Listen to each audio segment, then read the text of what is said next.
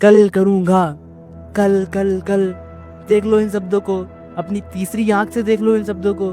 जिंदगी गुलामी करते करते 2025 के 9 महीने जा चुके हैं, ढंग से 3 महीने भी नहीं बचे हैं। यूट्यूब पर मुझे लगभग 1 साल होने वाली है। मेरी सेल्फ इम्प्रूवमेंट की जर्नी 2020 में स्टार्ट हुई थी। पिछले 5 सालों में मैंने हजारों वीडियोस देखी हैं, कई सारी किताबें पढ़ी हैं, कई सारे सक्सेसफुल लोगों के पॉडकास्ट देखे हैं। वो हर काम इन 5 सालों में किया है जिससे मैं खुद को बेटर बना सकूं। ये वीडियो कुछ दिनों की रिसर्च नहीं है कि मैंने कहीं से कुछ पढ़ा और बोल दिया। ये वीडियो यूँ समझ लो मेरे 5 साल की मेहनत है। अब तक मैंने जो सीखा, जो पढ़ा, जो अनुभव लिया, जो एक्सपीरियंस मेरे पास है, उन सबको कम से कम टाइम में देने की पूरी कोशिश करूंगा।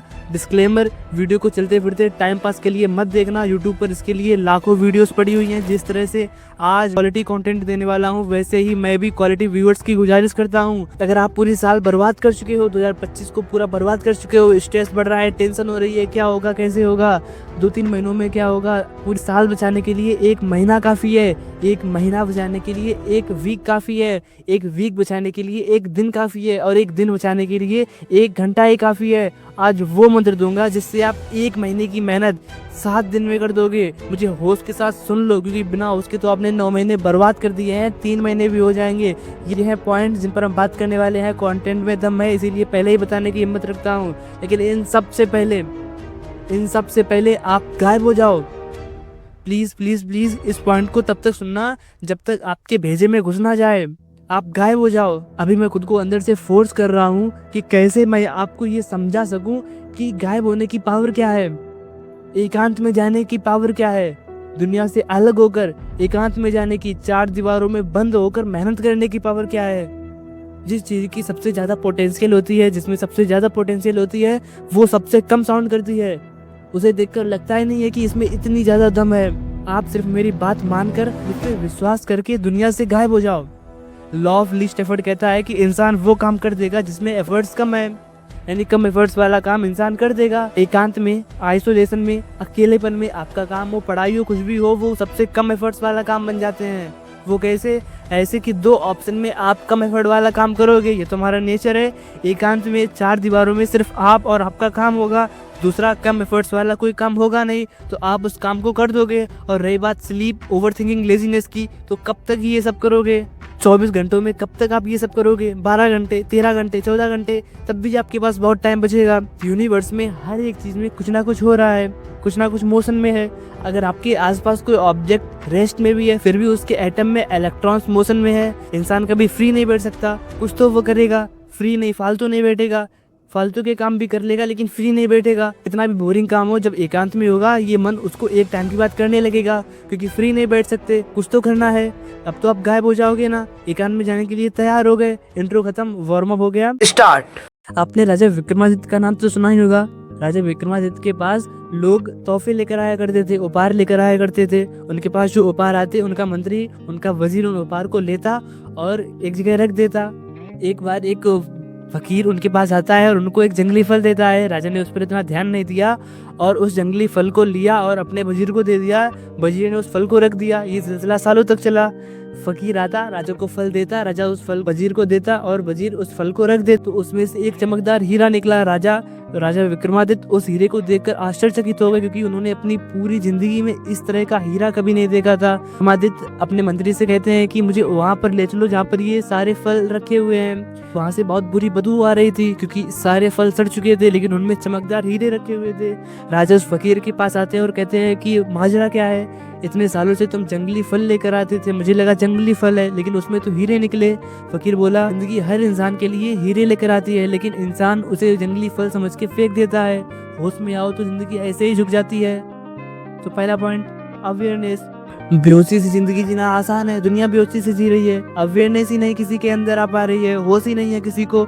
आपके पास दिमाग है, हाथ है, पैर है, टाइम है, तो आप वो क्यों नहीं कर सकते जो आपने सोच कर रखा है? आप क्यों फाइनेंशियली फ्री नहीं बन सकते? आपके पास भी दुनिया जगत की सारी खुशियाँ हो सकती हैं, आप भी कुछ बड़ा कर सकते हो अपनी लाइफ में, आप भी वो सब कर सकते हो जो आपने सोच के रखा है। Why not you? आप क्यों नहीं? आपको ऐसा क्यों लगता है कि आप टॉपर नहीं बन सकते? आपको ऐसा क्यों लगता है कि आप मेहनत नहीं कर सकते? आपको ऐसा क्यों लगता है कि आप अपनी फैमिली की जनरेशनल कर्ज को नहीं तोड़ सकते?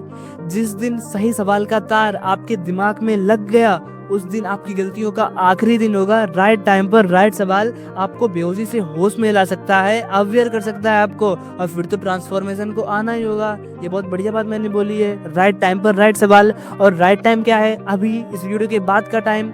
मानो मेरी पूरी मेहनत सफल हो गई, मानो मेरी पूरी मेहनत सफल हो गई अगर आप इस वीडियो के बाद होश में आ गए। सिर्फ होश में आना ही आपको 99% लोगों से आगे निकाल कर, इस भीड़ से आगे अलग निकाल कर खड़ा करता है। अगर आप सच में अपनी 2025 को बेस्ट ईयर बनाना चाहते हो, जिसमें 3 महीने भी नहीं बचे हैं, तो सबसे पहले आपको होश में आना पड़ेगा। बिना होश में आए, बिना अवेयर हुए अगर आप मेहनत करने चले गए तो क्या होगा? जब तक मोटिवेशन रहेगा तब तक तो आप मेहनत करोगे, लेकिन मोटिवेशन गया, मेहनत खत्म, सब खेल खत्म। 2025 भी गया, टाटा बाय बाय। लेकिन होश आ गया तो फिर तो बात ही अलग है। 2025, 26, 27, 28 हर एक साल आपकी होगी। और होश कैसे आएगा? राइट टाइम पे राइट सवाल करने से। क्यों मैं अपने टाइम को वेस्ट कर रहा हूँ? क्यों मैं अपने पेरेंट्स को एक अच्छी लाइफ नहीं दे सकता? मैं क्यों नहीं? तो पहली बात, इस साल को जीतने के लिए 3 महीने मेहनत करने से पहले होश में आ जाओ। आज आईने के सामने खुद से, अपने मन से, अपनी अंतरात्मा से, शरीर की हर एक कोशिका से कड़वे पर असली सवाल कर ही लो। अब तक आप बेहोशी से जी रहे थे, कब तक जियोगे ये बेहोशी की जिंदगी? कब तक अपने माता पिता पर बोझ बन के रहोगे? कब तक ये मीडियोकर लाइफ जियोगे? कभी तो होश आएगा ना। खुद से होश आए तो अच्छी बात है, लेकिन जिंदगी जब होश देगी तब बहुत दर्द होगा, उस दर्द को सहन नहीं कर पाओगे। इस तरह माहौल में खोते जाओ। आगे बढ़ते हैं पॉइंट नंबर 2। जब बात आए कमबैक करने की तो क्यों बात ना आए कंसिस्टेंसी की? जब बात आए गोल को अचीव करने की तो क्यों बात ना आए कंसिस्टेंसी की? तो मास्टर की ऑफ सक्सेस, हर ताले की चाबी। कोई भी टैलेंट ना हो, कुछ भी ना हो, अगर कंसिस्टेंसी है तो आपकी जीत होगी। कंसिस्टेंसी का मतलब हर रोज without missing even a single day आप अपनी सक्सेस की ओर दौड़ लगाओगे। सभी लोगों ने पूरी कोशिश कर ली कंसिस्टेंसी को मेंटेन करने की, लेकिन पर किसी के हाथ ये नहीं आई, रुकती नहीं है किसी के पास। कंसिस्टेंसी पर यूट्यूब पर बहुत सारी वीडियोस हैं जो आपने शायद देखी हो, जो आपको ये सिखाती हैं कि कंसिस्टेंट कैसे बने। 2 दिनों को एक रो में मिस मत करना, मन की बात मत सुनना, कर देना। क्या फर्क पड़ा इन बातों का? नहीं हो रही कंसिस्टेंसी मेंटेन। मेरे दोस्त, कोई प्रॉब्लम नहीं है आपकी अगर आपसे कंसिस्टेंसी मेंटेन नहीं हो रही है। ये बात हम सबसे छिपाई गई है। दुनिया के टॉप 1% लोग भी कंसिस्टेंट नहीं है। ये सब एक दिखावा है। जितने लोगों ने भी कुछ बड़ा अचीव किया है, एक्स्ट्रा ऑर्डिनरी काम किया है, दुनिया के वेल्दी लोग, कोई भी कंसिस्टेंट नहीं है। ये मैं क्या बोल रहा हूँ अजीब सा? अब जो मैं बोलने वाला हूँ मैं तो बोल के चला जाऊंगा, समझने वाले समझ लेंगे। 500 वेल्दी लोगों पर एक केस स्टडी हुई, उसमें पता चला कि जितने भी वेल्दी और सक्सेसफुल लोग हैं वो कंसिस्टेंट तो है ही नहीं। उनमें कंसिस्टेंसी का अल्टरनेटिव है persistency. And think and grow rich जिसकी हम बात कर रहे हैं, कंसिस्टेंसी की जगह परसिस्टेंसी की बात करते हैं। 500 वेल्दी लोगों से बात करने के बाद ऑथर इस कंक्लूजन पर निकले कि लोगों में सही मायने में कंसिस्टेंसी तो है ही नहीं, उनमें तो परसिस्टेंसी है। क्यों? क्योंकि कंसिस्टेंसी का मतलब होता है सेम इंटेंसिटी से हर दिन मेहनत करना। जितना डे 1 पे मेहनत की थी उतना ही लास्ट डे पर मेहनत करना, सेम लेवल की मेहनत, जिसके लिए इंसान बना ही नहीं है। वहीं परसिस्टेंसी का मतलब है डटे रहना। भले ही काम 50% हो, 30% हो, 40% हो, कोई बात नहीं, नो प्रॉब्लम। कुछ परसेंट हर दिन काम हो, वही परसिस्टेंसी है। रिग्रेट नहीं होता है परसिस्टेंसी में। जिस दिन 100% काम होगा उस दिन बहुत अच्छी बात है। 50%, 70% काम हुआ वो भी अच्छी बात है। Something is better than nothing. आज से 31 दिसंबर तक कंसिस्टेंसी नहीं, परसिस्टेंसी को मेंटेन करना। हर दिन के गोल अगर कुछ परसेंट भी अचीव हो तो रिग्रेट मत करना, बस डटे रहना। आपको परसिस्टेंसी मेंटेन करनी है, ना कि कंसिस्टेंसी। तीसरा, सब बात करते हैं ना मेहनत करो, लेकिन मेहनत करने के लिए शरीर में ऊर्जा भी तो होनी चाहिए। गाड़ी में फ्यूल नहीं होगा तो जोश के साथ कितना ही खींच लोगे, 1 किलोमीटर, 10 किलोमीटर। वैसे ही हमारे शरीर में अगर फ्यूल नहीं होगा, ऊर्जा नहीं होगी, तो फोकस कैसे आएगा? फिजिक्स में हमने पढ़ा होगा, energy neither be created nor be destroyed. उसे एक रूप से दूसरे रूप में ट्रांसफॉर्म कर सकते हैं। हम वर्क को एनर्जी और एनर्जी को वर्क में बदल सकते हैं। इन शॉर्ट, जितनी ऊर्जा उतना काम।